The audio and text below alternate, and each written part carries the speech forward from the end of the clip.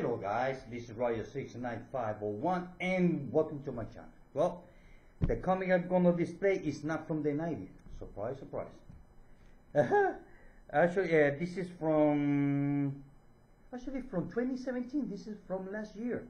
And I'm talking about Flash issue number 22, part 4 of the Button. Remember that 4-issue crossover? I just love this cover. Check that out. Sorry about the glare. I just love this cover. Just love it. So I'm gonna put it here.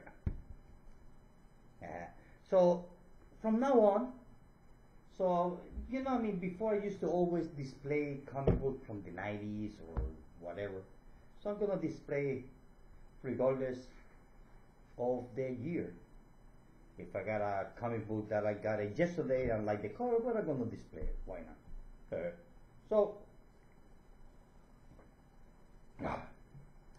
So I'm gonna give you my thoughts for this series that came out in 2011.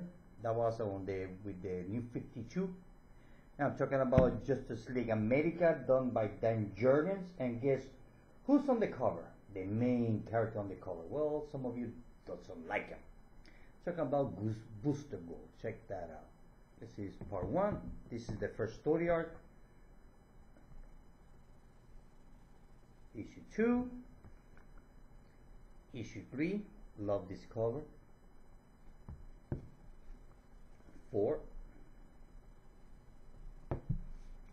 5,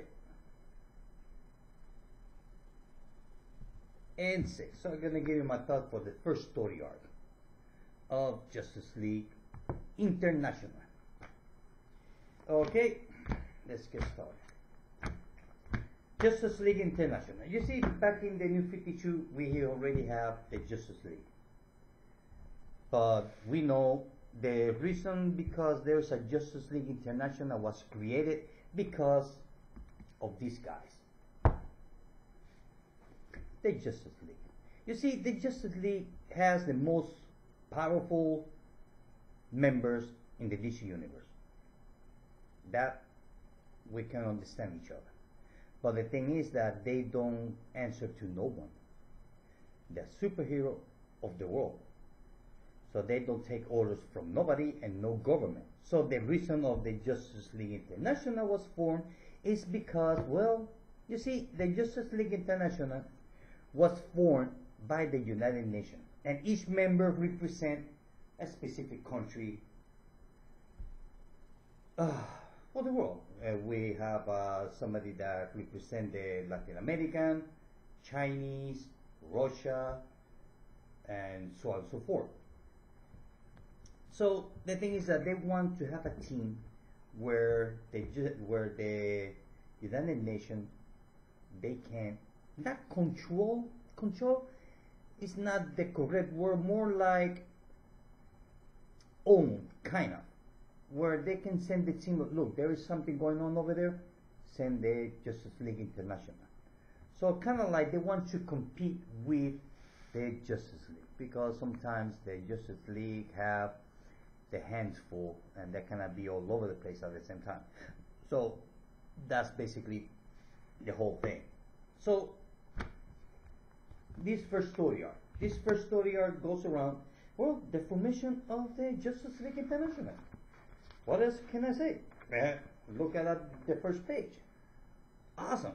Now the breakdowns of the art is done by Dan Jurgens. You can tell, and the artist is Aaron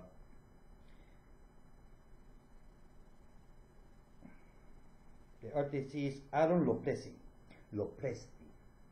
That's the pencil art, and the writer is Jurgens. But also Jurgens kind of like do the background, kind of sketch all the panels and then have the main artist to draw his idea, since that Jurgens is the writer. I guess, I just assume, I'm not sure. So anyway, back to the story. So the story starts that a member of the United Nations, he's talking to the main bosses to create the Justice League International, and he's giving the reason why, which in a way makes sense. So they give all the list of the prospects. Some of them make to the team, and some of them they did not. So the reason that they decide to have, and then also they decide to have Booster Gold as the main boss, the main leader of Justice League International. Believe it or not. So that's how everything works. You know, so the United Nations give it the approve, okay, make the team, and everything will be fine. And then suddenly something happens in Peru. So we have a couple of like a group of scientists that were doing some floor terrain studies, and they kind of like the terrain crumble, and they went into kind of like the rabbit hole. So they just they all fall down into a giant hole. Then from there we go to the Justice League International headquarters, which happens to be the Justice League, what is called? The Hall of Justice.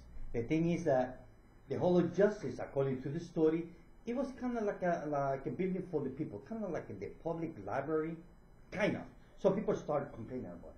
They were doing riots and with signs like this is our building, the hall belongs to the people, not to you. So you know, I can see now the CNN in there, you know, telling the news. So the thing is that the United Nations took the Hall of Justice building to be the Justice League International headquarters. People that don't like it. So here we have the full team. Here we have the full team. Check that out. Over here. We have part of the member of the team is Ice, Booster Gold, Vixen, Fire, Guy Gardner, August General in Iron, we got Rocket Red, and Batman and Lady Godiva. Those are the members of the Justice League International. And how they decide to have the leader. So they decide to be Booster Gold.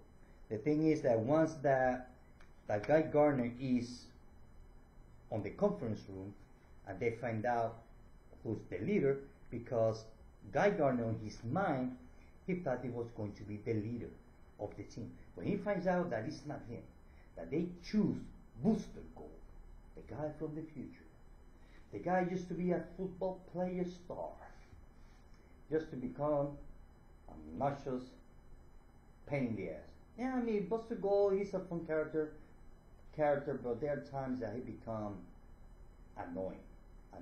So that's what.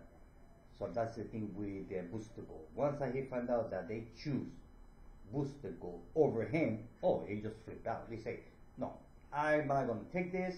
If you're gonna choose him, I'm out of here. I'm gone." And actually, I mean, Guy Gardner, he left the team. He just threw away.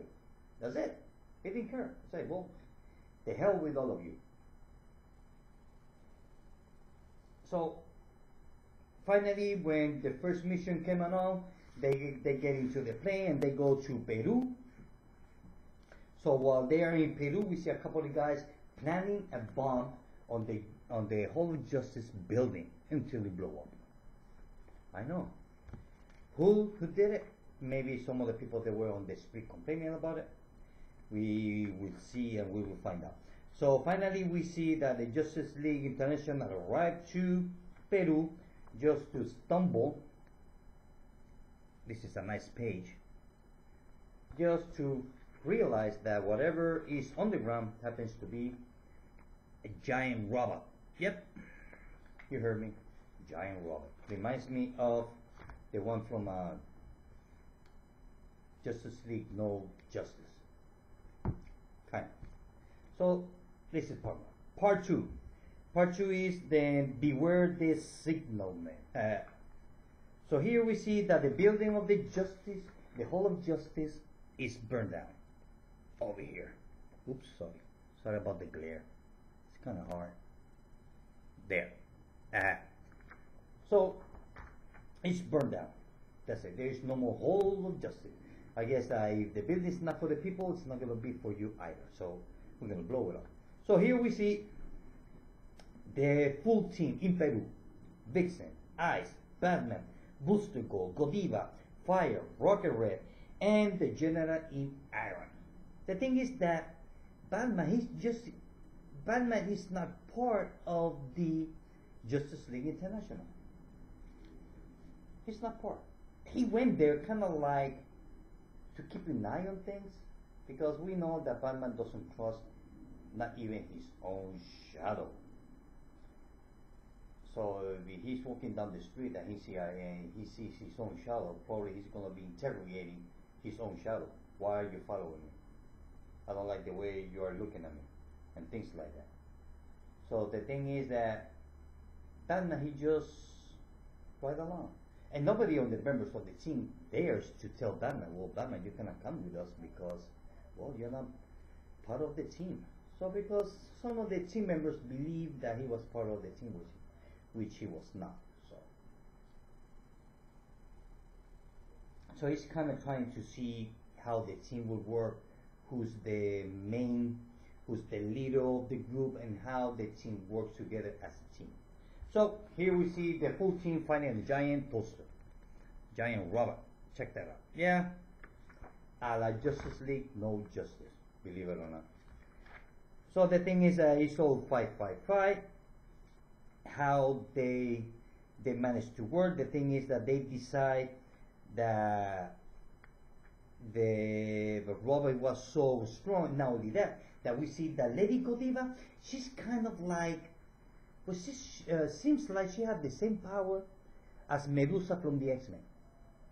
Her long hair, kind of like, you know, has a mind of its own. Just like, I think it's Medusa from the X-Men. No, not from the X-Men, from the... what's the name of that team? I was making a TV show that didn't last long. I think her name was Medusa. But her power was a long red hair, kind of like it was alive. She controlled her hair. But the same thing is with Godiva. The thing is that Godiva, she has the hots for Booster Gold.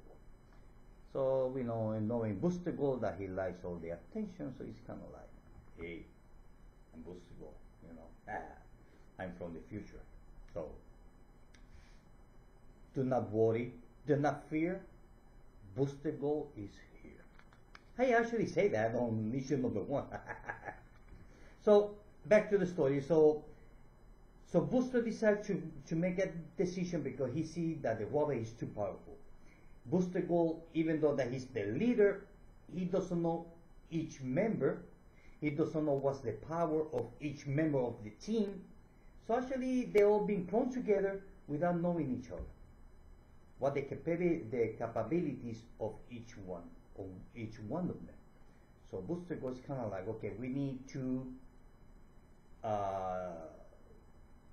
make a small retreat. So he kind of like, he decides, call the team, let's get out of here. And that's what he does.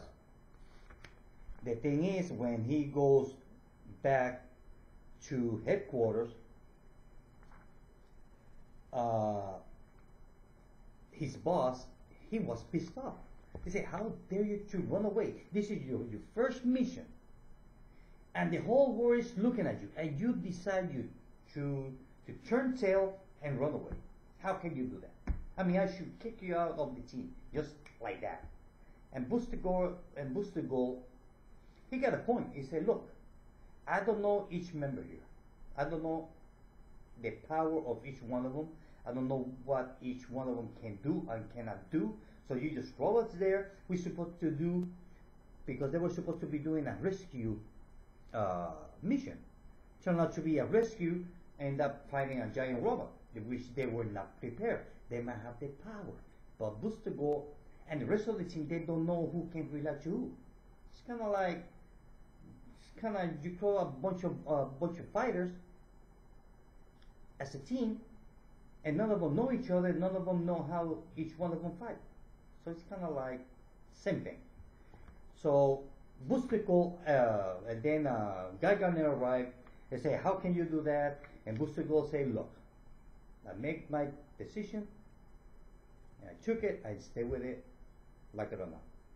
So kind of like Batman tell him, look, if you're gonna be a leader, even though you make mistakes.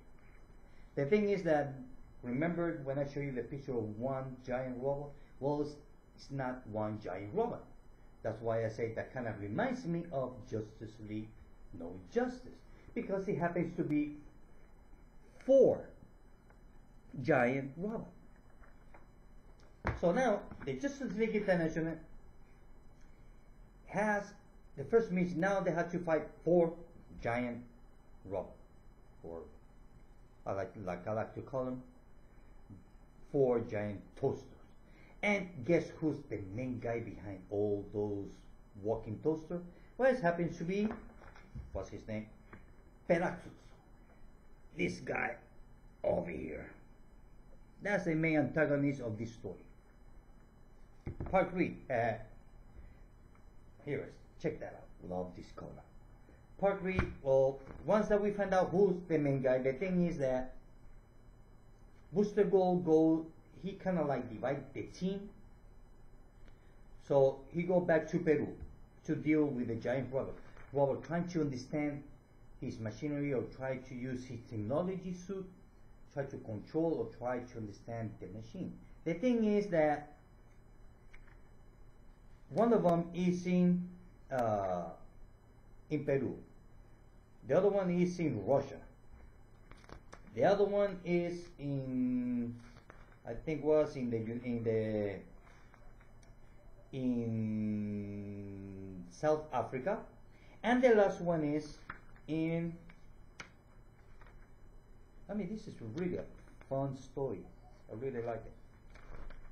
I think the last one is in the United States, if I'm not mistaken. The thing is that the reason that those 4 giant robots are in planet Earth, the thing is that they gathering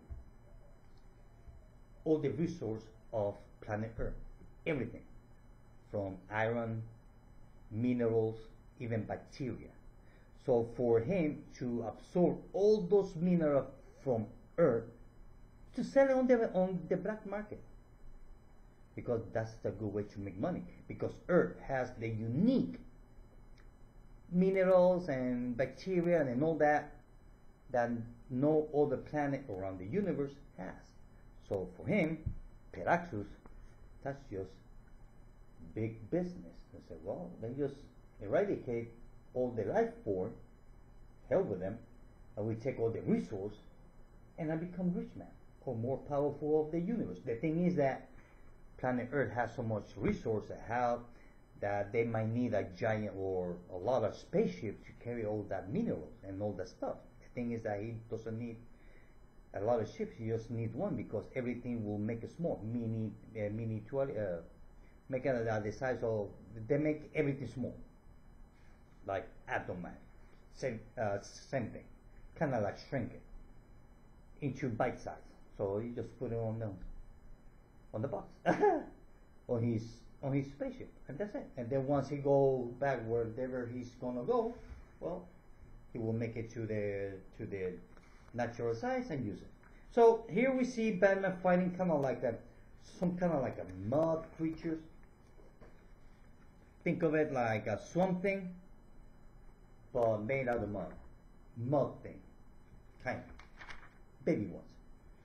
So, and nothing much going to show. It's all 555. We see a Booster Gold. Guy Gardner is, in a way, he kind of like begin to respect Booster Gold as a leader to a certain point. So we see that finally the confrontation between Guy Gardner and the main antagonist, Peraxus, as we can see here. They have a big fight. Now this guy, he's pretty powerful, believe it or not. So he just fight. Guy Gardner, he gets subdued. He's unconscious. And then we see that everybody of the team are trapped, kind of like reminds me of the movie Alien, when the victims are kind of like in a cocoon, and only the head is outside. But same thing here. Check this out. Check that out. Over here.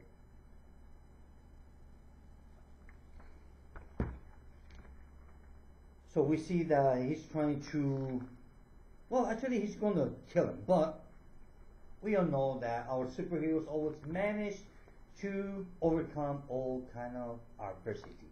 And check this out. They all came out free. Awesome. And Booster Gold give the order, take him. So the whole issue goes, the full team fighting against Peraxus.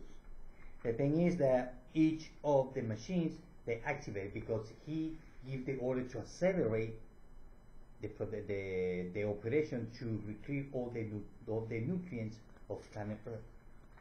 So now, planet Earth only have a few days or few hours, according to the story, to survive. Issue number 5, we see that the planet is almost destroyed, and there was a big explosion. The thing is that thanks to Booster Gold, he make a shield and save all his team members. Check that out. Which Guy Gardner said, well, I can do that too, but he didn't do it. So the thing is that this is the only part, the first time where Booster Gold and Guy Gardner kind of like decide to work together. So they go back to Earth. They take a ship. Using Guy Gardner's ring, they make the spaceship fly. They go back to the main antagonist spaceship. There's a big fight. The thing is that while they were fighting, they kind of like destroy the instrument of the spaceship. And the main guy, he just turn tail and run away. He say, "Oh, I'll be back." The main guy says, "I'll be back." The thing is that the spaceship, it was going down. It went out of control, and it was going to crash on the planet Earth. The thing is that the Justice League International, they try to control the spaceship. Well, I need copy. Believe it or not, it's really fun, fast story. It's not like some other story arc that kind of slow you down, and then suddenly everything finished in one page. Well, here we have action from beginning to end on the first story. So, I bought this comic book back in 2011. I read them. I missed a couple of issues back then. So when I went to the convention, I finally found the comics that was missing to complete the full set. And then once I had it, so I decided to read it, and that's why I'm making this video. Almost 7 years later, or 7 years late. But hey, better late than never. Okay, issue number 6. After triumph will become tragedy. Yeah. Check that out, that cover. Awesome cover. This is a nice cover too. Okay, issue number 6. Well, the thing is that since the team cannot control the spaceship, it landed planet Earth on an empty space, at least on empty lot, at least. So his boss came over, bitching about it, saying, I mean, that's how you finish everything, like by crashing a spaceship to Earth. And Booster Gold, he gets pissed off. He said, look, we're new with this. We don't know each other. We don't know the capabilities. Did we save planet Earth? Yes. The people died? No. He gave a full list, which was fun. It was funny. It was funny. Let me see if I can find it. Yes. Once the ship took out the giant, the order ceased to function? Yes. Were any major city destroyed and there are massive loss of life? No and no. Do I consider this mission success? Them straight, yes.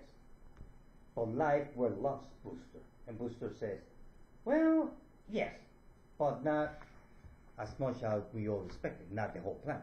So, in a way, Booster Gold, he proved himself that he can be a leader and get his hands dirty. So, issue number 6, we see a conversation between Batman and Booster Gold. The thing is that they decide to work together. You know, to try to find out who's the guy who's been bombing everything, as we can see here. Because in a way, Batman, he knows that Booster Gold is trying to, to do the right thing. Because for Booster Gold, this is his chance to redeem himself or to make everything,